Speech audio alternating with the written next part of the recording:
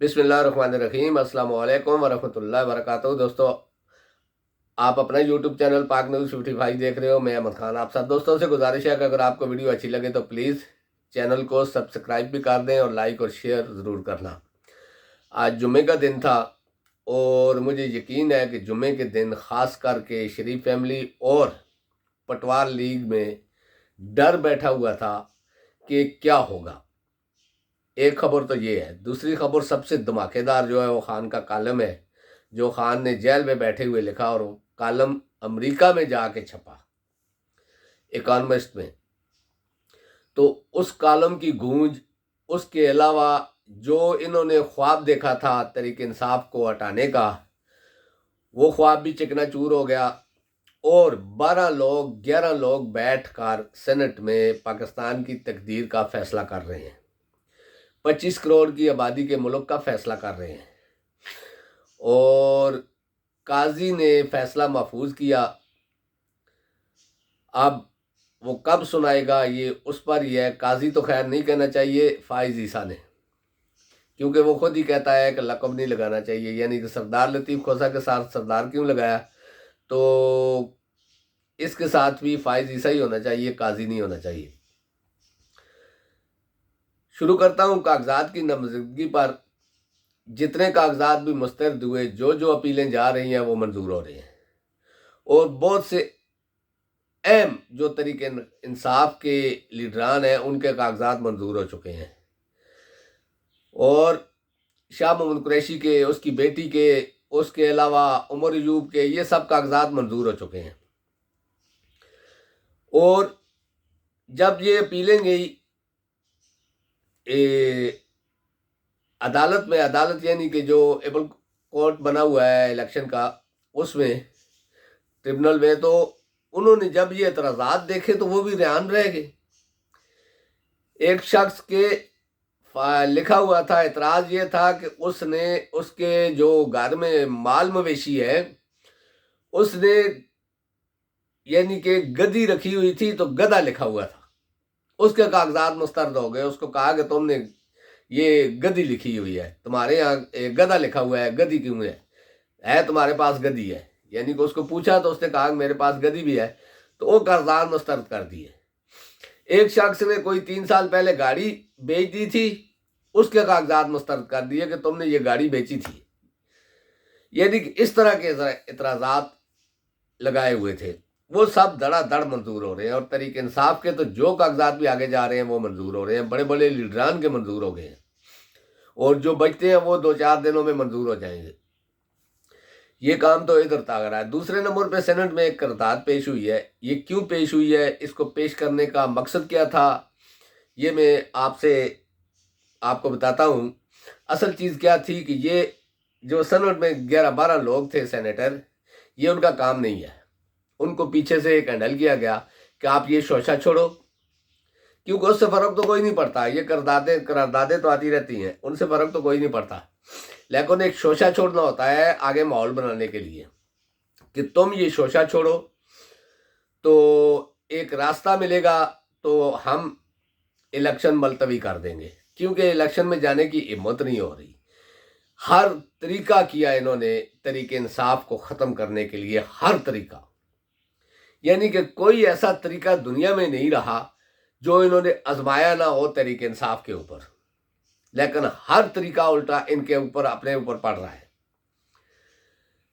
जेलों में डाला, सख्तियां की, मारा, शहीद किए, बच्चों को उठाया, औरतों को बेरहना किया, जुल्म व पार, जबर, तशद्दुद हर कुछ करके देख लिया। यहां तक के कागजात भी मुस्तरद कर दिए। पहले तो जमा नहीं करवाने देते थे, जमा हुए तो मुस्तरद हो गए सारे। सब कुछ करके देख लिया लेकिन नहीं हटा सके, ख़त्म नहीं कर सके। तो अब ये तरीका इस्तेमाल किया है इन्होंने कि सेनेट में एक करारदाद मंजूर हुई है, जो 12 के 11 आदमी हैं, उन्होंने मंजूर की है कि इलेक्शन में बहुत सी पार्टी के लीडरान को ख़तरा है।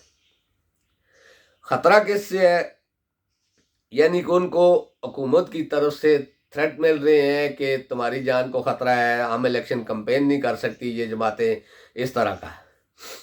दिमाग आपने लगाना है, सोचना भी आपने है कि इनको किस किस तरफ से थ्रेट्स है। ये तो हुकूमत की पार्टियां हैं। फजल रहमान को किससे थ्रेट हो सकता है? नवाज शरीफ जरदारी को किससे थ्रेट हो सकता है? ये तो हुकूमत की पार्टियां हैं। इसके अलावा जहांगीर तरीन या परवेज खट्टो को किससे थ्रेट हो सकता है? ये तो स्टेब्लिशमेंट की पार्टियां हैं। ये ड्रामा रचाने का एक ही मकसद था कि किसी तरीके से कोई रास्ता मिले, हम इलेक्शन मुलतवी कर दें। तो ये पता खेला गया। इसमें वो कमरान शायद एक बोंगा सा एंकर है, उसका एक मैं क्लिप देख रहा था कि वो कह रहा था कि ये बहुत अच्छी बात है, क्योंकि जब इस तरह का माहौल हो खतरे वाला तो इलेक्शन नहीं होने चाहिए। जंगों में इलेक्शन हुए, जंगों में, यानी कि तुर्की के हालात देख लो किस तरह थे, तो इलेक्शन हुआ। इलेक्शन के लिए ये मामूली रुकावटें आप कुछ भी करते रहो, ये नहीं होती। इलेक्शन होते हैं, इलेक्शन एक मुल्क की बुनियाद होती है उसको आगे बढ़ाने की। अब 4, 6, 10 आदमी उठकर ये बोले कि इलेक्शन मुलतवी कर दो, ये ऐसा नहीं होगा, ये ऐसा नहीं होगा, या हुकूमत नवाज शरीफ को नहीं मिलेगी तो इलेक्शन मुलतवी कर दो। असल वजह ये है कि एस्टेब्लिशमेंट ने जो खेल खेला था वो खेल तो फेल हो गया। नवाज शरीफ को लाकर हुकूमत पर बैठाना वो कामयाब नहीं हो रहे, क्योंकि डायरेक्ट उसको हुकूमत में बैठा देते तो वो अलग बात है, लेकिन एक इलेक्शन लड़ा के मैदान में उतार कर अकेला दौड़ाने में भी वो तीसरे नंबर पे आ रहा है, तो फिर वो कैसे हुकूमत कर सकेगा पाकिस्तान पर? यही चीजें सारी रुकावट बनी हुई है। तो इसी वजह से अब पीछे से जिन्होंने भी हुक्म दिया है उन्होंने कहा है कि आप ये करो कि इलेक्शन मुलतवी कराने के लिए कोई ऐसी बुनियाद डालो, हम उस पर आगे करेंगे। अब इम्तिहान तो फाइज ईसा का है कि उसने कहा था कि पत्थर पर लकीर है। अब दूसरी बात मैं करता हूं इमरान खान का कॉलम। इमरान खान का एक कॉलम अमेरिका में एक अखबार में छाया हुआ, उस कॉलम ने पूरी दुनिया में धूम मचा कर रख दी। यानी कि वो कॉलम इस तरह था कि पाकिस्तान में जो इलेक्शन हो रहे हैं ये रिग, फुल रिग, यानी कि छोटे बोर्ड नहीं, फुल रिग इलेक्शन हो रहे हैं। और इसको मानने के लिए जो 80% पॉपुलर पार्टी है उसको बाहर निकाला जा रहा है और 20% वालों को आगे किया जा रहा है। तो इस इलेक्शन को कौन मानेगा? इस कॉलम ने बड़े बड़ों के छक्के छुड़ा दिए। अब तो वो ये सोचने पर मजबूर हो गए हैं कि ये कॉलम गया कैसे है बाहर, जबकि अंदर जाते हुए वकीलों के पांव के जूते भी चेक किए जाते थे। लेकिन असल बात क्या है कि कॉलम लिखने वाला या कॉलम बाहर भेजने वाला इतने बड़े दिमाग का हामी है, उसको अल्लाह ने इतना दिमाग दिया हुआ है कि अगर वो अकेला बैठकर इन पूरी दुनिया की जो एस्टेब्लिशमेंट है उनको नचा सकता है, तो वो एक कॉलम बाहर नहीं भेज सकता। तो उसने भेजा है, जिस तरीके से भी भेजा है। अब हो सकता है टिश्यू पेपर भी सख्ती हो जाए, मैं बताना नहीं चाहता था, लेकिन टिश्यू पेपर पे भी सख्ती हो जाए, लेकिन वो कॉलम बाहर गया है। उस कॉलम ने आग लगा दी है पूरी दुनिया में, और ख़ास करके पाकिस्तान की इस्टेब्लिशमेंट और ताकतवरों में।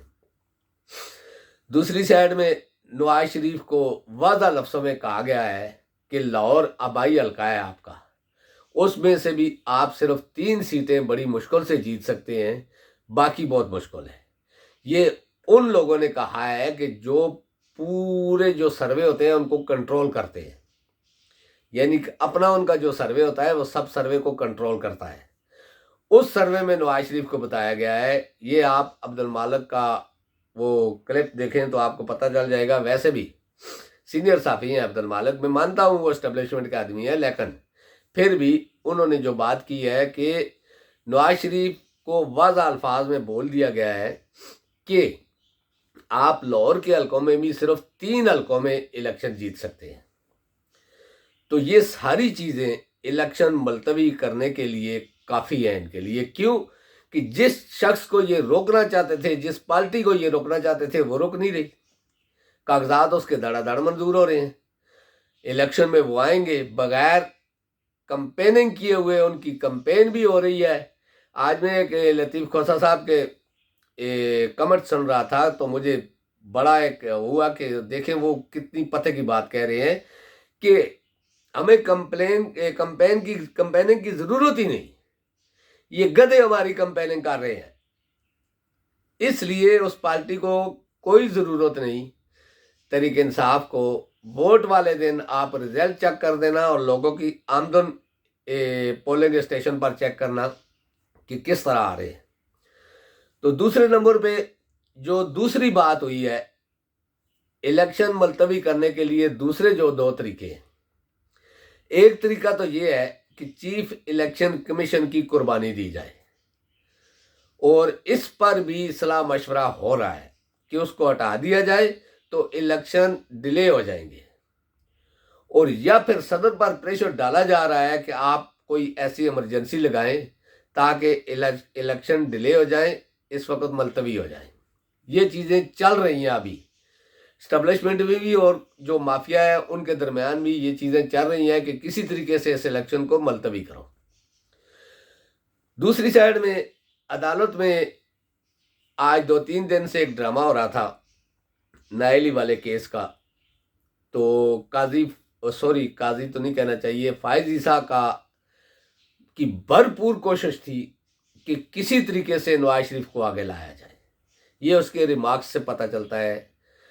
हालांकि वो तहरीक इंसाफ के वकला को बोलने भी नहीं दे रहा था, हर बात में टोक लगा रहा था। दूसरी साइड में नवाज शरीफ वाले या हुकूमत के वकील धड़ाधड़ अपने आर्गूमेंट दे रहे थे, लेकिन तहरीक इंसाफ के वकला को, बड़े बड़े नामी ग्रामी साफ़ी वकला हैं, उनको वो बोलने भी नहीं दे रहा था, उनकी तौहीन कर रहा था।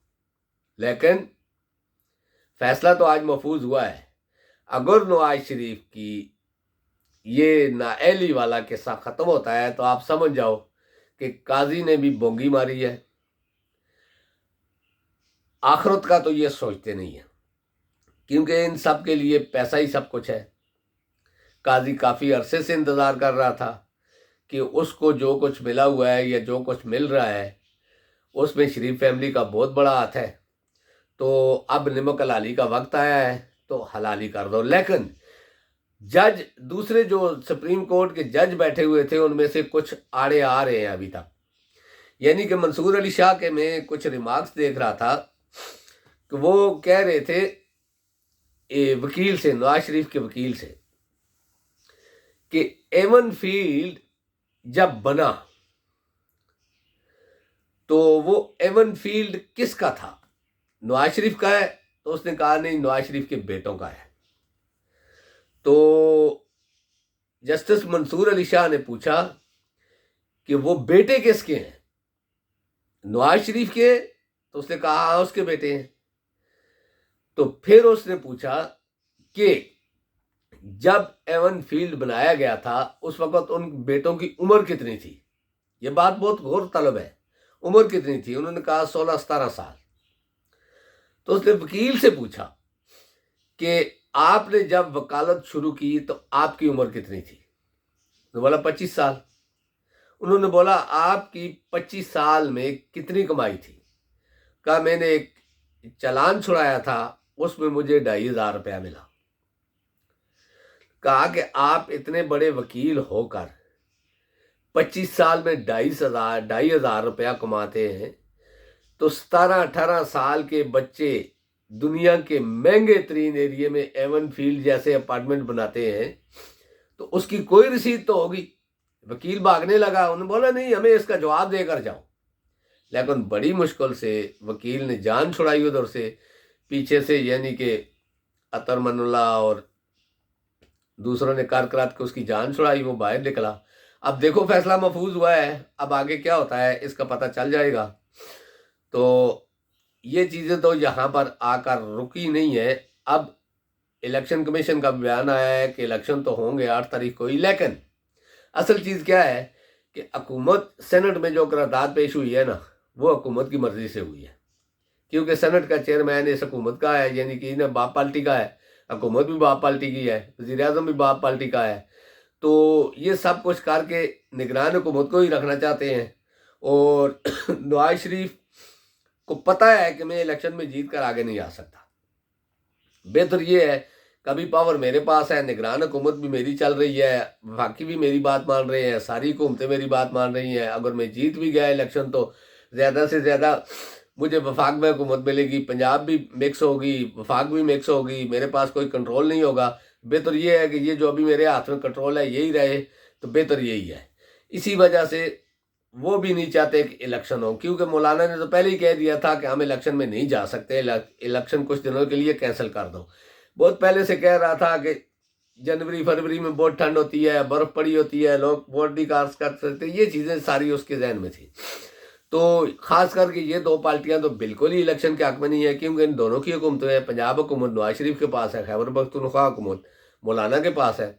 इनको क्या पड़ी है कि इलेक्शन में जाकर जलील भी हों, तो इसलिए ये इलेक्शन रुकवाना चाहते हैं। तो दोस्तों अब तक के लिए इतना ही। इंशाल्लाह नेक्स्ट व्लॉग में आपसे मुलाकात होगी। अल्लाह पाक आप सबको अपनी ज़मान में रखे। अल्लाह हाफिज़। अस्सलाम वालेकुम वरहमतुल्लाहि वबरकातुहू।